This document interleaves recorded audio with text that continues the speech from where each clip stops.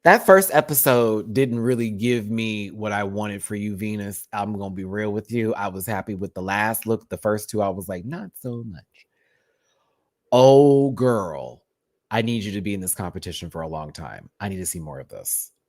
If you are going to come out often and give us these kind of moments, Diamond, Slender, they, them, bitch. This was puss. Not even the puss, no, puss.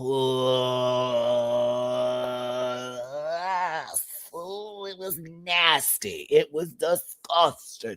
It was severe. I will forgive the non-hip and titties for this one, because if you put some shape in here, oh my God, it would have been even, it'd have been somewhere. It'd have been out there, bitch. It would have been, ooh, whoa. I would have seen Kim Kardashian immediately steal the reference. Immediately.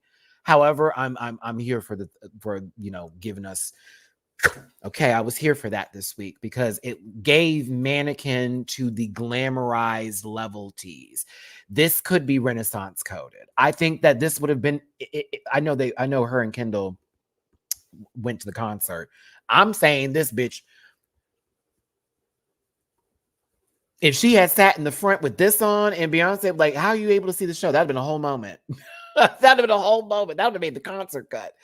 This was so fire. I just love how the hoodie pulled down and then went right into the cover. Oh, just a little band around the top. Oh, it was and was painted underneath. Did I put it right after this? I think I put it in later. I'll show her face painted later. Face was still beat. It was a much better mug than the first episode. She was doing light mugs first episode, y'all. It was a nice mug underneath. I was like, okay. Oh, I was very impressed. I screamed. That's my answer. I screamed. What do you think of Venus's outfit? I screamed. I did. Like Meryl Streep in that one show. Iconic. Just.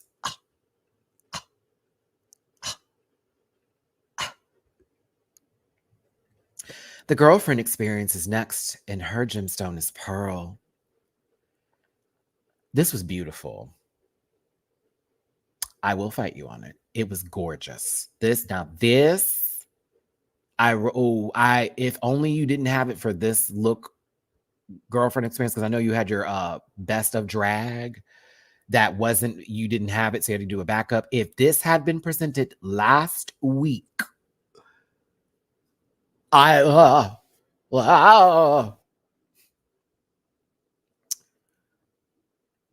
thought the mug was fine. She gave pastel soft energy. The hair was wet at the bottom. It gave that, the air conditioning hit the top of it just a tad bit. When you just come from the beach and you have to get on the bus to go to your car because it's too far away.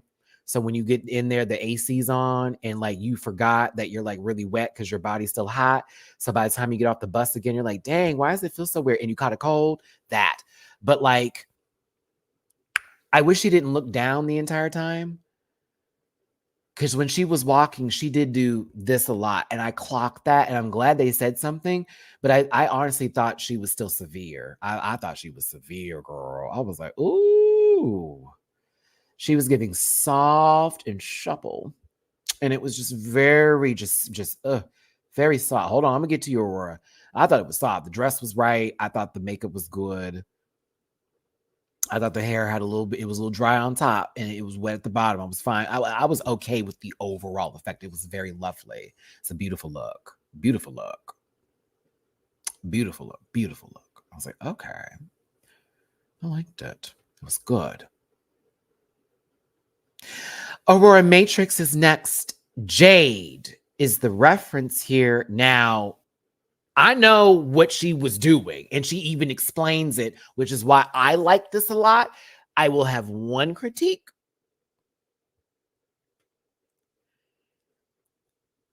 And hey, Aurora, hi, how you doing? Listen, no shade, sister, because your mug is wuggy.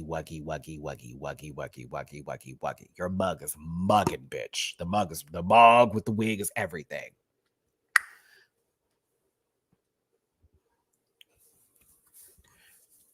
Hear me out, friend. I'm not reading you, but we're gonna talk about this. Something about this being a different color green going into this already made outfit threw me a tidgem. smidge them a bit, but it wasn't so much so that I couldn't understand the reference and respect it and go, that was a great way to do this. That's a good way to do Jade. Jade could have been so many other ways. No. Great way to do Jade.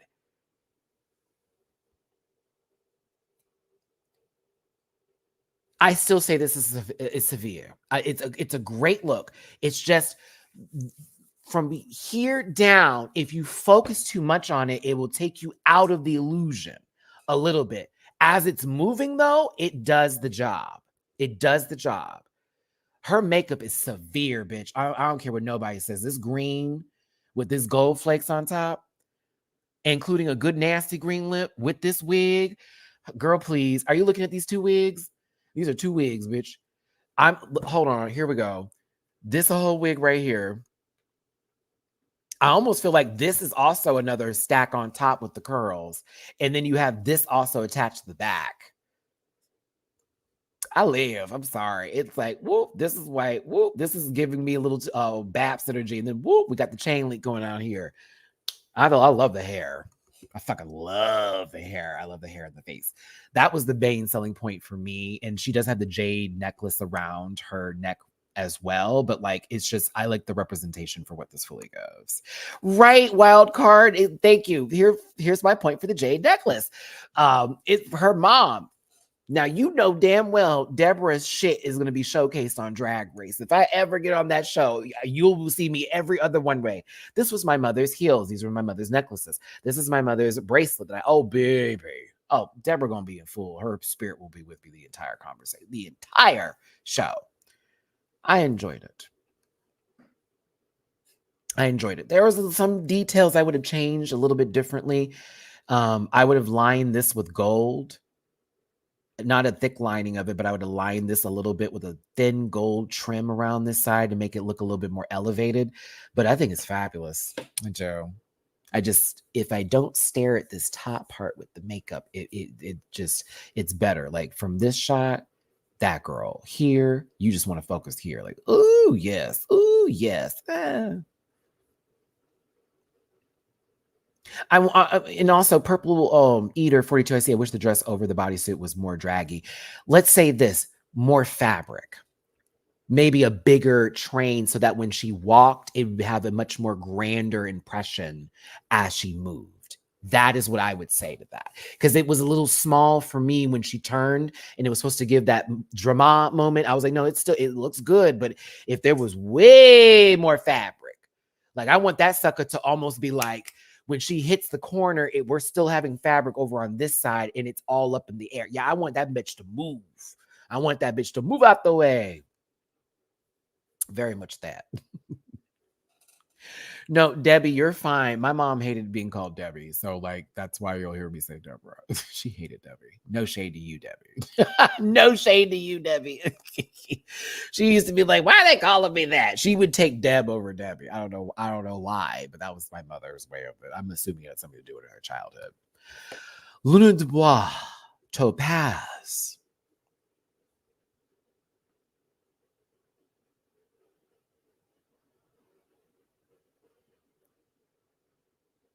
I don't want a subliminal tweet about me, but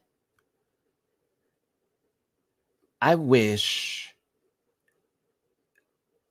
Okay, DW, did you see my reaction? I thought she was gonna say Tiger's Eye, and this was supposed to be like campy on that, and then it was Topaz. I'm like, okay, I can see Topaz, but I would have said Tiger's Eye, and it would have been like that kind of a number. Maybe that would have been helpful. I feel like this is for a different category, only because the Topaz is there, but the tiger outfit is completely consuming whatever the gemstone is supposed to be. I know she didn't want to be too literal, but it was like, well, this is now you went into Danimals territory. You're on a yogurt cup, baby. And again, I would have liked this for a different category. It's not horrible. It's just not I wouldn't think Gemstone seeing this. And then there was the commentary on the main stage about the collar, and I'm like, well, that what on there is topaz? That's silver. Those are just jewels. If anything, isn't the rest of this supposed to be? So I didn't get topaz. I would have assumed tiger's eye or Wheaties box. Excuse me, frosted flakes. But listen. The shoe, the paw heels were great. At least the bodysuit fit perfectly on there. The tail was up, so that was cute. I wanted some Raisin Bran clusters today, not Frosted Flakes. I know they're great, just not today. It would have been great for a different category. I said Danimals. Now about it.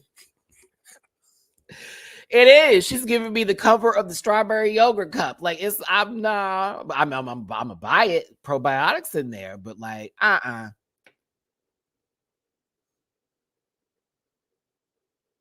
I think her makeup is good. I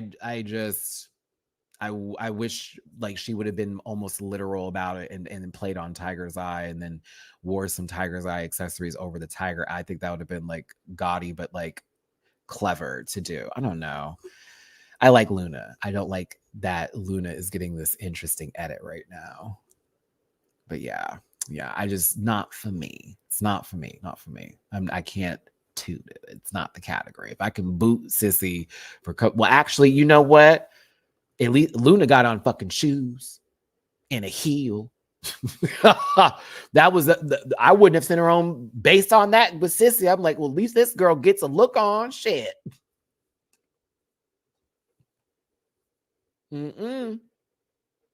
Near Enough is next, and Ruby is her gemstone.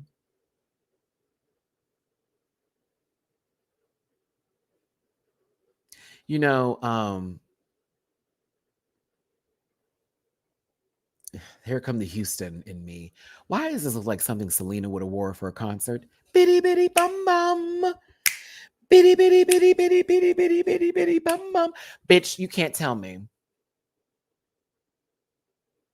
Selena would have wore this for a rodeo concert. Down. Yeah, buddy. Yeah, this is very Texan. We're doing something that's outdoors Republican, and it's going to be a concert sort of energy. It's going to be very much a studded jacket moment. The entire outfit's going to be that. This ain't nothing wrong. Listen, don't you do this outfit's cute, but it's not that girl. It's it is, we can walk outside and be just fine kind of outfit, very by piece, but like, let's not say it's not ugly. It's not. It's regular compared to some of the looks we saw today, but it's definitely not ugly. There's a lot of detailing in that jacket, in those pants. We are going to give this time. We are going to give it time. Now, Selena wouldn't wear this hair.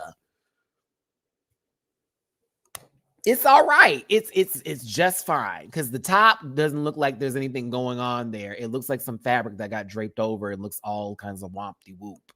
The pants and the jacket are the selling pieces of this look for me. Who said put on? Put on? I don't know. A feminine version of Matty? Don't do that, Eminem. Okay, listen.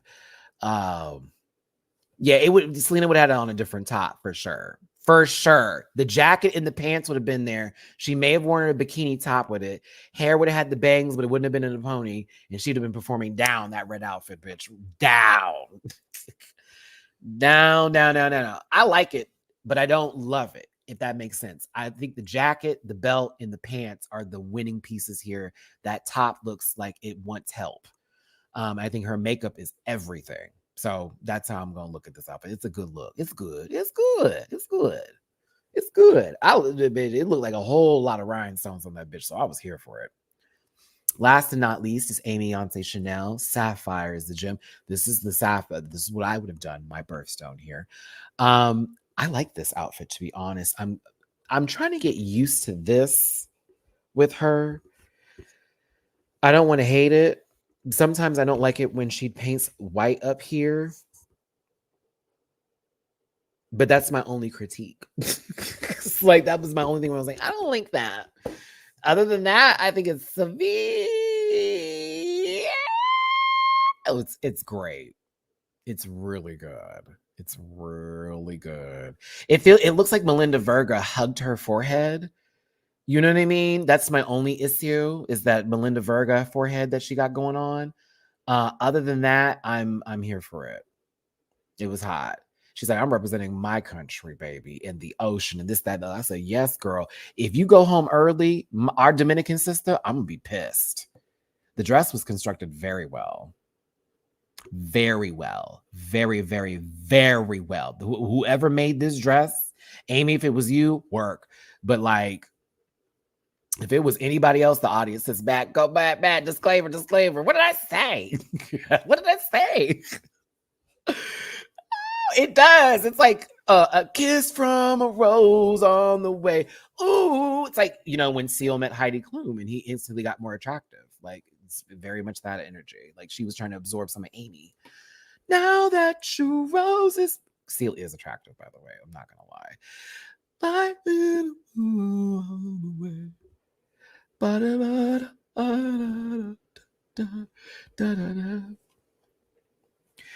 There used to be a place in time. That song is the best song he's ever made, ever, ever, ever, ever, ever. Okay? Okay? And you know, when we got to witness that song, for those of you who went to the Batman movie, yeah. Like, yeah. What was that, Batman Forever? Yeah, I think that was it. It was Batman Forever, the one with Jim Carrey and Two-Face. Mm-hmm. Now that your rose, the best song that man has ever done. I love that song so fucking much. When I hear it, I think of like so many good memories from my childhood. Oh God, I'm gonna tell you all my age. I had that song on cassette. Yeah, I had it on cassette. I had Seal's album on cassette.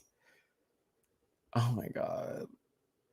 Some of y'all will never know the pain of rewinding a tape. You will never know the pain of a VCR and having to rewind something or having to get the static out. Oh, bitch, you will never understand the pain.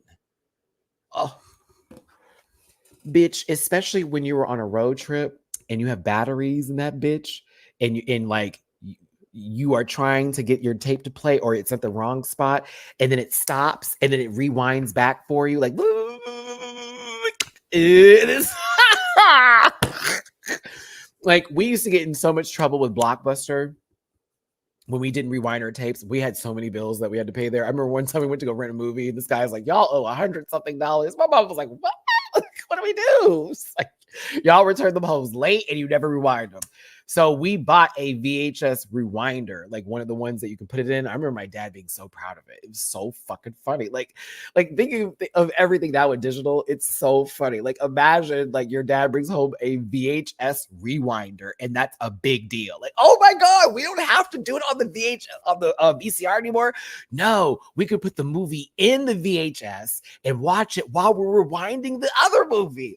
It's amazing. Like that was shit that would get you like going. Okay, like get out of here. Y'all will never know. Never know. Like CDs were already like, we were happy for CDs, right? But then if they got scratched and skipped,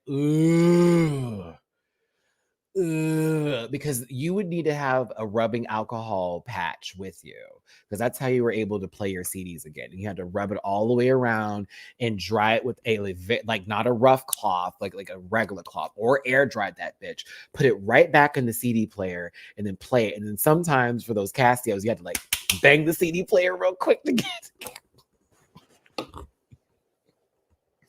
Ain't nothing worse than you pulling on your earphones and it shorting out, and then you have to like twist it like oh girl.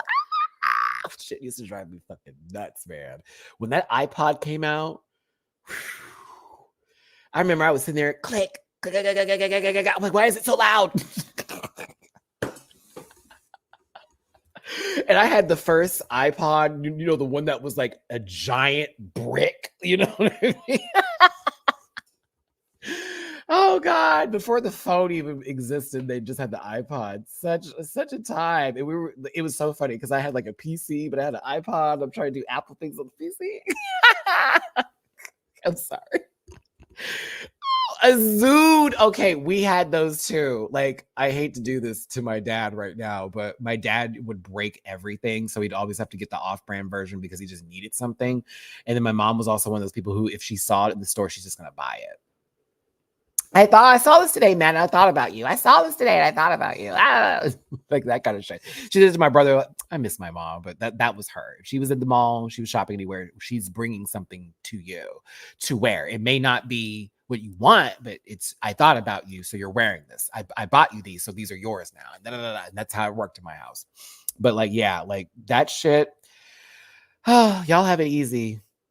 I really do enjoy technology now, except for the AI stuff, but like back then, bitch, we used to have a time. Baby, get burning CDs through LimeWire stuff. Motherfuckers at school was making mixtapes for you. I remember when Pokemon first came out and that Pokemon website, like for the first time, there was like this Pokemon website. People didn't know about Pokemon. And I was one of those nerds that did. I would have people asking me to print out the Pokefacts from the website. And I'd go home on my printer and like print them all out and bring them to school to people that wanted them. And it'd be like 300 pages of Pokemon. And I would sell them for money.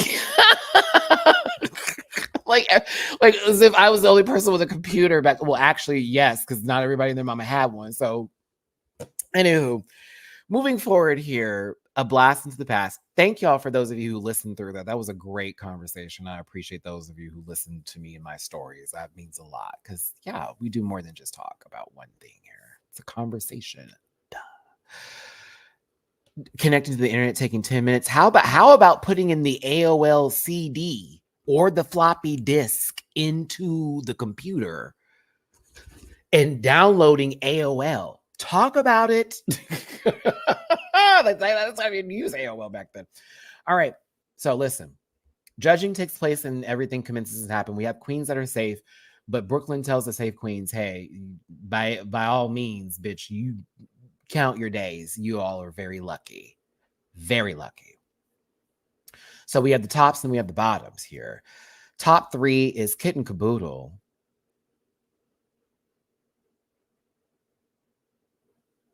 Melinda Verga, and Venus.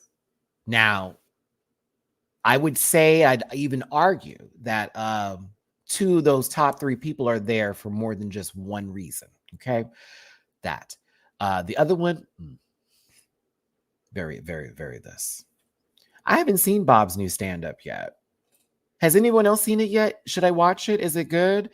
I saw the stand-up, the cover of it it was crowd work. So that's why I was like, is that the stand-up special or is it just crowd work? Which crowd work is still really funny. But I haven't seen Bob's special yet. The bottom 3 is Sissy Superstar, Luna Dubois, and The Girlfriend Experience. The winner of this week's episode, and personally, better have been, was Kit and Caboodle. Should have. Yep, better. But I also would like to give Venus her dues. Oh, you were ready. You were ready for a beat? If they had said, but we need to see your face. Oh, you were ready. Good for you. Good for you. Good for you. Yeah, I don't, like, when I'm on YouTube, no shade, I'd be sometimes in girl world crap and watching reaction videos to them. And then I'll be on like the how-to stuff with like gaming and like the walkthrough guides, if anything. Yeah, I don't. And I also, the most I've seen on Bob's page are his makeover videos, and they're so funny. But I haven't seen the stand-up special, so didn't know I sounded like that. Interesting. Again, Raja was one of the best guest judges they've ever had. I really did love it. But shout out to Kitten Caboodle. She won this episode, and I thought she deserved it. I was like, go ahead, Kitten. Now, as they're walking off the stage, Brooklyn says, turn around, come back here. I'm not done with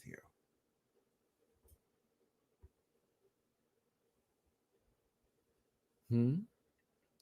We're implementing a new thing here in the competition, and it's called the Golden Beaver. And the Golden Beaver gives the winner of each episode the power to choose who to save that's in the bottom, where there will more than likely be 3, maybe 4 one episode.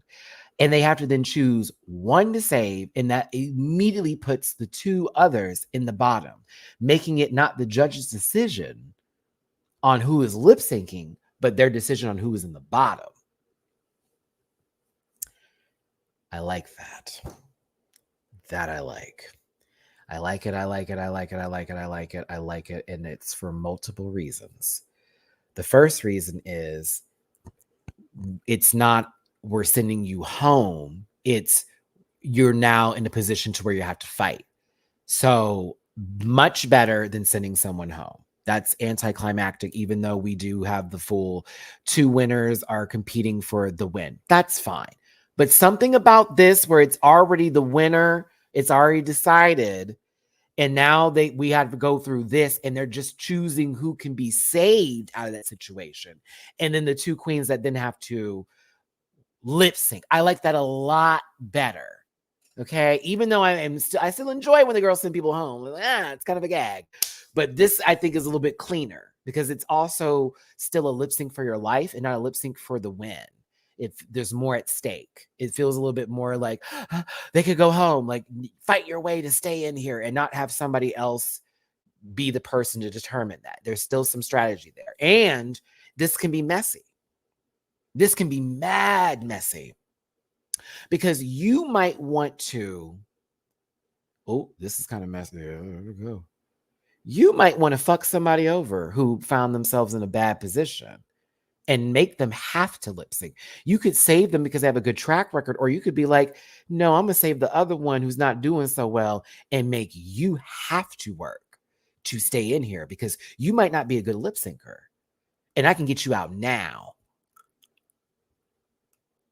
They don't get messy like that, Louise, but we can have hope that there will be a little bit of maple syrup on those pancakes with shards of glass thrown in there. Okay. I see some new Patreon folks. Enjoy the reaction.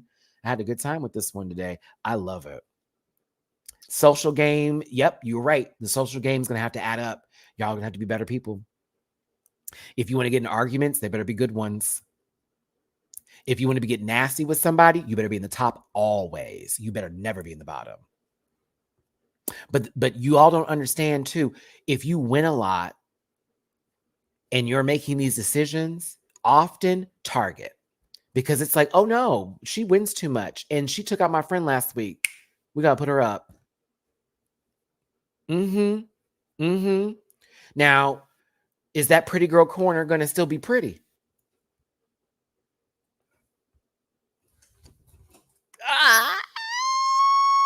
I said, okay. That's why we need Matty on TV. Oh, girl, I'm going to act up. if this was, girl, don't let me get on Drag Race and they say this is a golden and you get to put people in the bottom. Honey, I want to win at least 3 episodes. Just give me 3. I just want 3 episodes, just 3 wins to let me make the decision so I can give people good TV. Ooh, and let the bottoms be people that are like, now what's Matty going to do? Oh, I'm going to act up and I'm going to make the worst decision one week. I'm going to make the best decision. You will hate me on Monday and you will love me on Friday. I will be thinking of that when I'm doing my decisions. Like, she was a little bit nasty to me the first time I met her, so bloop. And I'm not going to be, this is who I choose. No. I'm going to give a reason for the reason why I would save somebody and the reason why the other 2 are there. Oh no, every moment's coming with the speech. This is reality TV, bitch. We're creating content. Act up. Make a story. I'm choosing the girlfriend experience because she had the better runway look this week. I am keeping Luna and Sissy Superstar in the bottom to lip sync for these reasons. Sissy didn't wear shoes. End of story. And Luna was a cat. And this is Gemstones. So good luck, ladies. Oh, yeah. We're going to have a conversation. We're not, it's just her, bye. Because you don't have to talk to me tomorrow about it. That's the story. Now, why'd you say all that? Because it's true. Boom, boom, boom. Every chance I get, Don't you get in the bottom with me. You're going to have to work for this.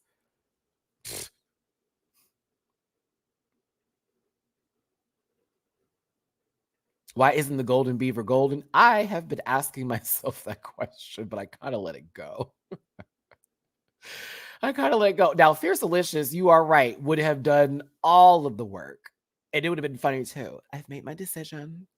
Brooklyn. Oh my God, Fierce would have been so dramatic. I can see her crying at one thing, like, I don't want to say her name because I like her so much, but she has to be in the bottom.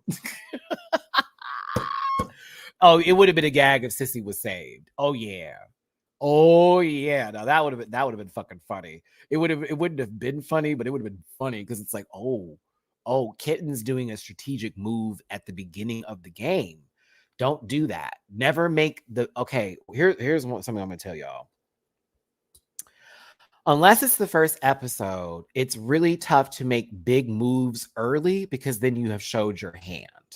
And now everybody knows that you are going to go for big dogs if they ever get put in those positions. And big dogs that are normally good at all challenges, if they ever get the opportunity to win, guess where you're going to go? Because you're not going to feel safe. Ben de la Creme was not lying that day when she was like, I got to send Morgan home because if I'm ever in trouble, and how she operate, I might be out the door. And I can't have that. Now, she eliminated herself later, which was like, okay, girl. But again, you can't make big shots early. You play with the group for the first initial episodes. You establish social game and you establish the connections with people. So you know if you needed votes, you have many. And you make sure it's not evident that everybody knows what's going on. You keep things light. You get personal with people. You do one-on-one conversations. You do not do group projects. You do one-on-ones. Then you figure it out. Who am I going to bring? Because it's got to be 2 other folks with me. If we run the numbers and we have 3 to 4 or 4 to 5, y'all, that's how you play these games. You have to think about it that way. Get numbers, have a social game, piss off the right people, and when it's time to take your shot, you pull the fucking trigger. That's how you play these games. And I'm tired of girls playing scary. It's like, well, then the show's not going to be interesting if you play scared. Shit. Girlfriend experience was crying back there. She was feeling some kind of way. Sissy finally broke down. Those emotions came out of lurch. I was here for it.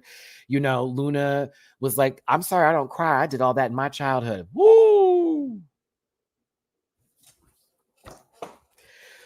Luna shook me with that one. I said, you know what? She said, baby, where I'm from, what I had to do with, I did all that already. That's done. That's out of me now. I have respect for that. I do. I was like, oh. I was like, okay. That, I mean, especially Emrika, go to social media, see what she posted, and a lot of people can relate to what Luna said in that moment, especially with their upbringing. And I was like,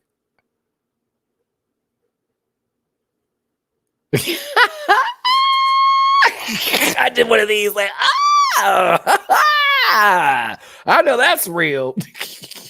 I'm an emotional motherfucker, but I'll be real with you on that. There are definitely times when I'm around certain folks where you're not going to catch no emotions from me. And that's just because when I'm around them, they didn't want that.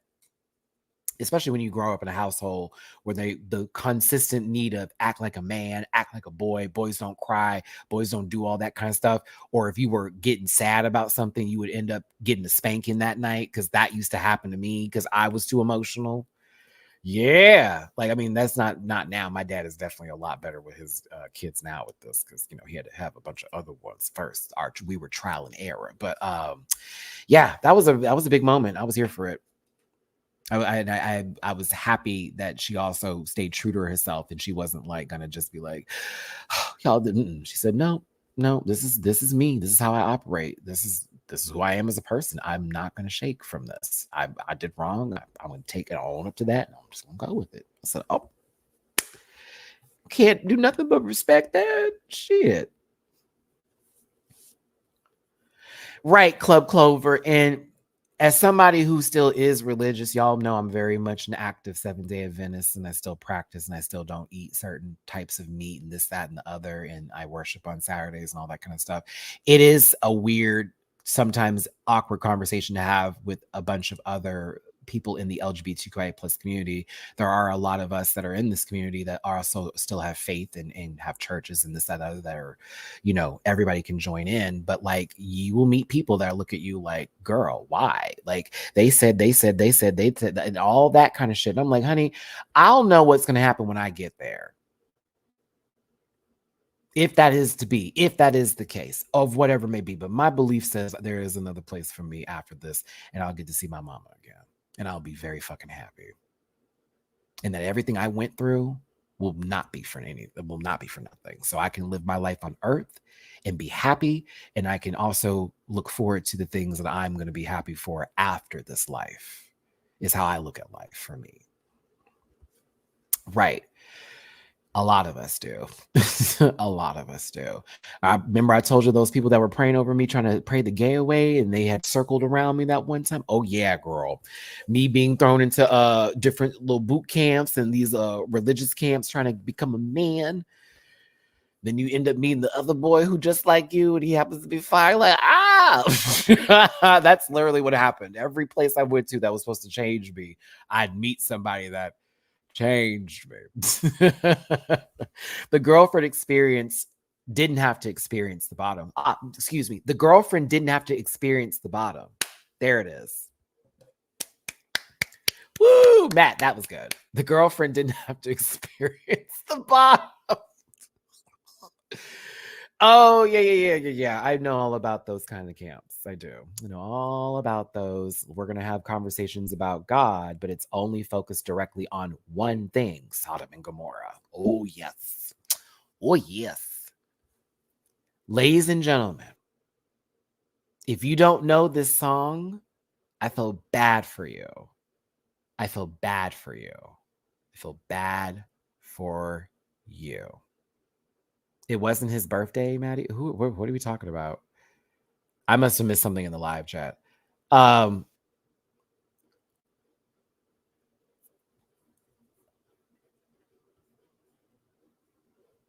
on. I missed a couple of super chats. Chams, thank you so much for the super chat. Imagine a Steven Universe reference on the runway, and we didn't get one. And didn't that suck? Like, we could have got one. What would I have done?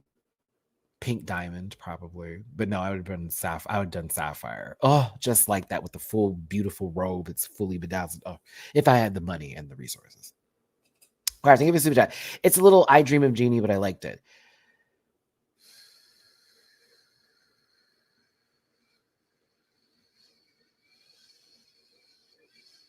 Can't think of the reference, but thank you so much for the super chat. I'm late, and this is embarrassing. He's a terrible YouTuber. They already say it about me. It's on Reddit. DW, thank you for the super chat. For the Danimals, too good. Yes, that was my joke. That will be stolen later by one of my other panel members, I'm sure. For Aurora. Oh, okay. I see what you were thinking. Okay. That means I'm doing the spell. I'm just whispering it. They can't hear me do the curse. Take me by the hand, take me somewhere new. Don't know who you are, but I'm with you. I'm with you. Hey. And I was waiting for the yeah. Because, you know, that's where it goes. Yeah, very that. So listen. It's a cold night. Trying to figure. Listen, I grew up with this song in school. All right. Grade school for me. Hey. TRL days.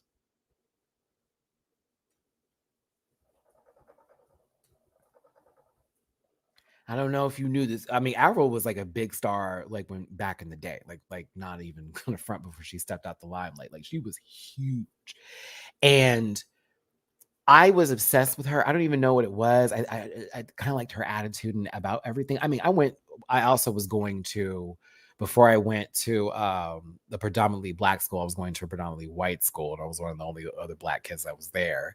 And so this song was played often, like these dances I would go to, but like the album itself was great. This song was just so good. I know it verbatim.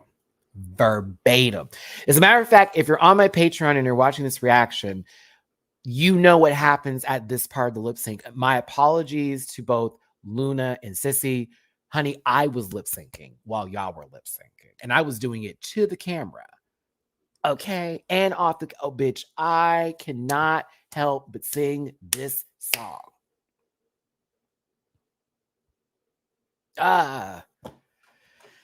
Now, Luna, I wish you had a gown on for this number, because you did a good job, but you would have peed had you had a gown. I watched you do many movements as if you had fabric, and I was appreciative that you still kept a little bit of a very glowy moment.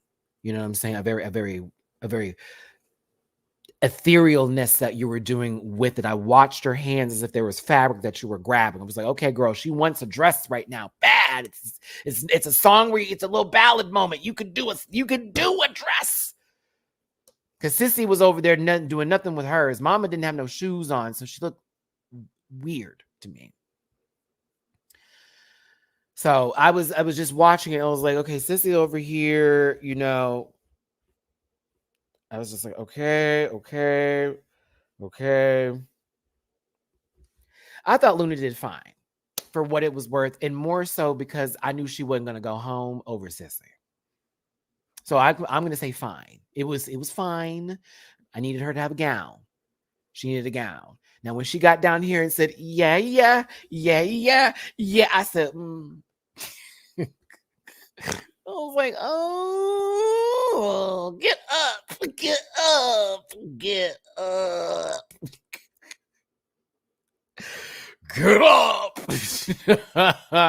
This is not the point. Don't do that. This is not that song. Don't you get into I wouldn't be no silly hoe waiting for your call, waiting for the please. So yeah, God bless you, sister. But I was like, get your Tony the Tiger, their fucking great ass up right now, and I'm glad you did.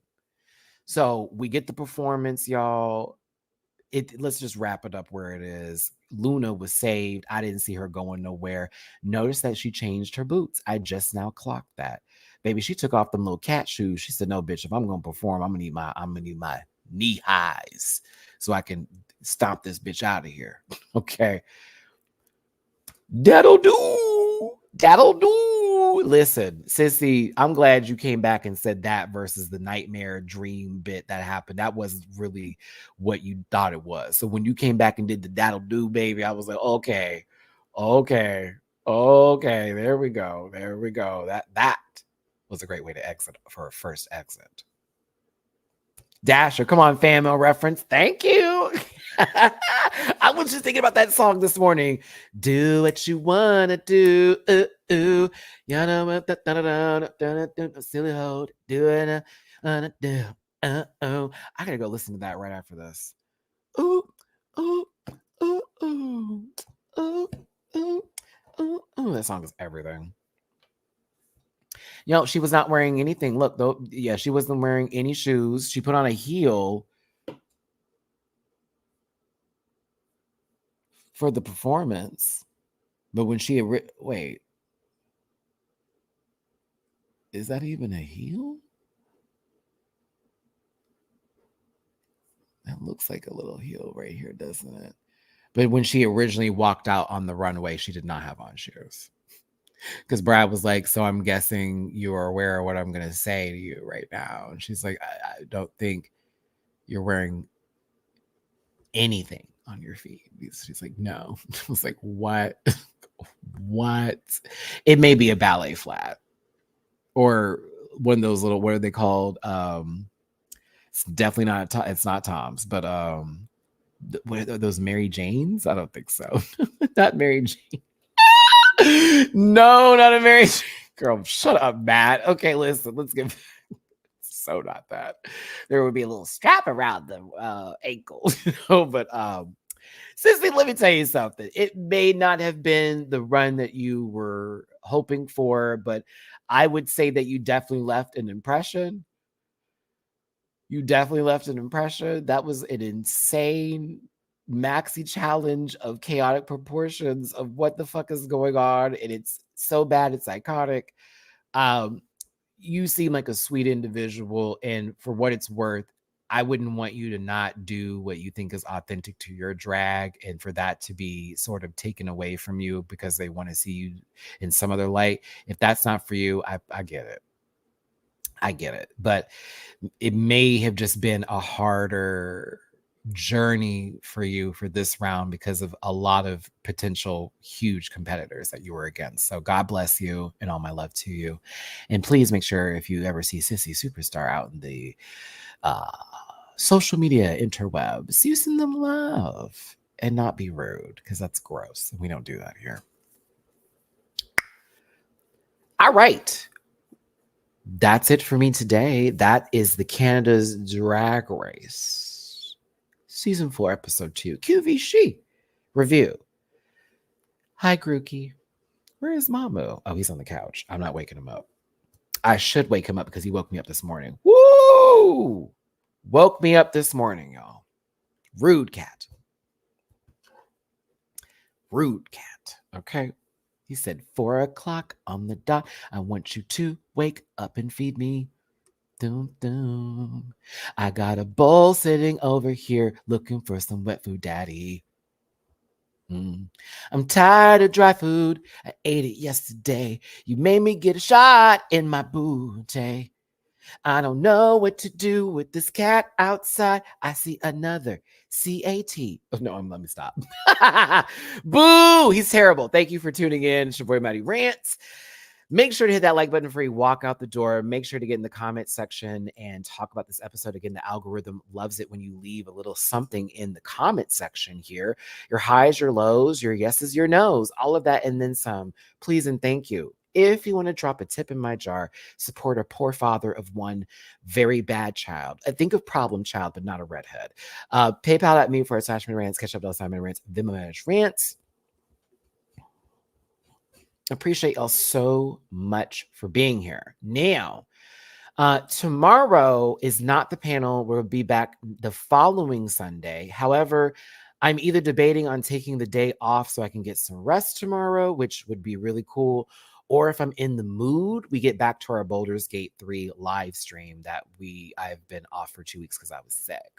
So I'm going to see how I feel about that tomorrow. If I don't do it Sunday, I'm still going to do it in the middle of the week next week. But if not, and this is the last review of this current week going into the next one, you'll see me again Tuesday for the Dragula review I do with Dooley, which will be part 2 of the Queens of Rock episode, which it was a gag for this last week. So yeah. So anywho, I don't know who you are, but I'm with you. Thanks for being here. Be with me and hit that thumbs up button. Drop a tip in my jar. And thanks again for being here. I love y'all down. Appreciate the super chats from everybody. Appreciate the commentary. Appreciate the live support. Remember to give yourselves a big hug from me and to take care of yourselves first because you matter the most. I'll see you next time. Bye. Listen. Yeah.